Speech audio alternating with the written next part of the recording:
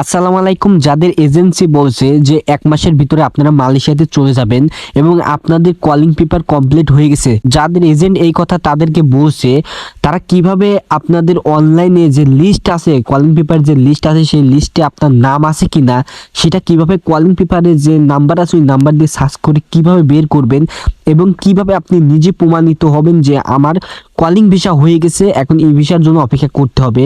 সেই জন্য অনলাইনে কিন্তু আপনার যে কলিং পেপারের লিস্টের নাম থাকে সেই নামগুলা কিন্তু চেক করতে হবে।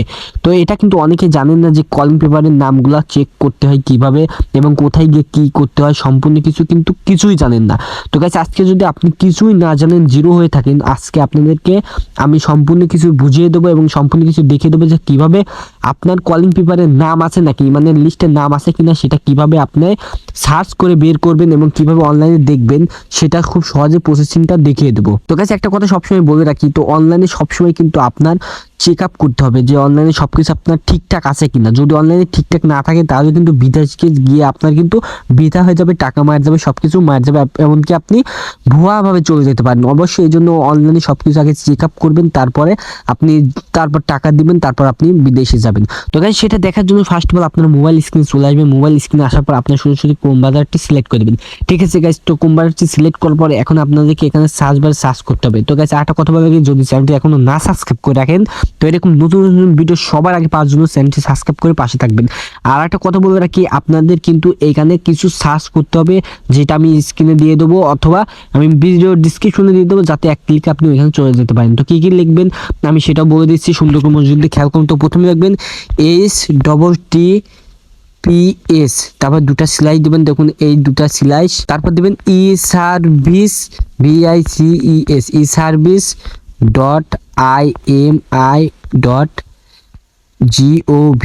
গভর্নমেন্ট। ঠিক আছে গাইস, তো HTTPS ই সার্ভিস .IMI গভর্নমেন্ট, জাস্ট এইটুকু লিখে আপনি এখানে গো বাটনে ক্লিক করে দেবেন।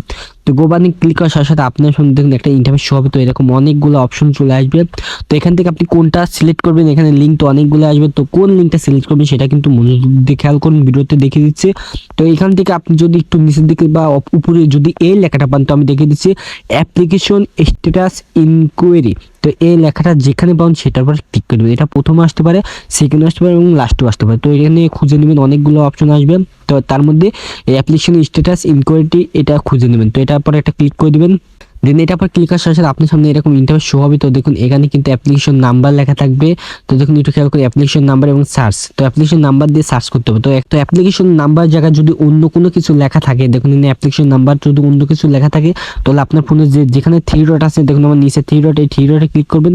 দেন এখান থেকে টুপের দিকে ট্রান্সলেট, এই ট্রান্সলেটের উপর যদি ক্লিক করেন জাস্ট আপনার অ্যাপ্লিকেশন নাম্বারটা চলে আসবে যদি অ্যাপ্লিকেশন নাম্বার না থাকে। তো অ্যাপ্লিকেশন নাম্বারে এই জায়গায় কোন নাম্বারটা বসাইতে হবে সেটাও দেখিয়ে দিচ্ছি। তো গাইস, অ্যাপ্লিকেশন নাম্বার জায়গায় কিন্তু একটা নাম্বার লিখতে হবে।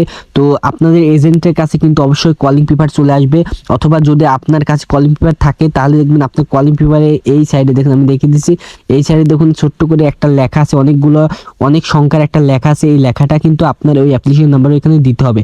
তো গাইস, যদি আপনার কাছে এই কলিং পেপার না থাকে তাহলে আপনার এজেন্টের কাছ থেকে আপনি কিন্তু ফটোটা হোয়াটসঅ্যাপ অথবা ইমোতে কিন্তু আপনি নিয়ে নেবেন, নিয়ে তারপর আপনার যখন এখানে যে নাম্বারটা থাকে নাম্বারটা একটা একটা করে লিখবেন, আপনার ফোনে লিখে কপি করে আপনি জাস্ট অ্যাপ্লিকেশন নাম্বারটা এখানে পেস্ট করে দিবেন। তো আমি আবার বলতেছি, আপনার কলিং পেপার হওয়ার পর আপনার লিস্টের নাম দেখার জন্য কিন্তু আপনার কলিং পেপার লাগবে, আর কলিং পেপারটা আপনার এজেন্টের কাছে থাকবে। আর যদি এজেন্টের কাছে নাই থাকে তাহলে মনে করবেন আপনার এখনো লিস্টের নাম আসে না, যখনই লিস্টের নাম আসবে তখনই কলিং পেপারটা আপনার এজেন্টের হাতে চলে আসবে। তো অবশ্যই কলিং পেপারটা আপনি এজেন্ট থেকে নেবেন, তারপরে যেখানে নাম্বারটা আছে এখানে দেখুন এই নাম্বারটা সুন্দর করে আপনি একটা একটা করে সবকিছু লিখে কপি করে নেবেন। কপি করার পর আপনি সরাসরি কি করবেন, আপনি যেখানে অ্যাপ্লিকেশন নাম্বার এখানে আপনি সুন্দর করে এখানে পেস্ট করে দেবেন। তো আমি এখানে দেখুন পেস্ট করে দিচ্ছি, আমার লেখাই আছে। তো দেখুন এটা আমার অ্যাপ্লিকেশন নাম্বার সেম BPA, এটা ওখানে প্রথমে লেখা থাকবে BPA, তারপর জাস্ট এরকম অনেক সংখ্যার লেখা থাকবে। জাস্ট লেখার পর আপনি এখান থেকে সার্চ বার, যেখানে সার্চ আছে দেখুন এখানে সার্চে জাস্ট এই সার্চে একটা ক্লিক করে দেবেন। সার্চ দিয়ে ক্লিক করার সাথে আপনার সামনে যে আপনার লিস্টের নাম আছে কিনা সেটা শো করবে। তো এখানে আমি একটু খেয়াল করুন, এখানে আপনার যে কলিং পেপার ওই পেপারটা দেখাবে, তারপর দেখুন আপনার যে কোম্পানির রেজিস্ট্রেশন নাম্বার সেটা দেখাবে। তো এখানে অনেক কিছু শেখার আছে, অবশ্যই মনোযোগ দিয়ে খেয়াল করুন।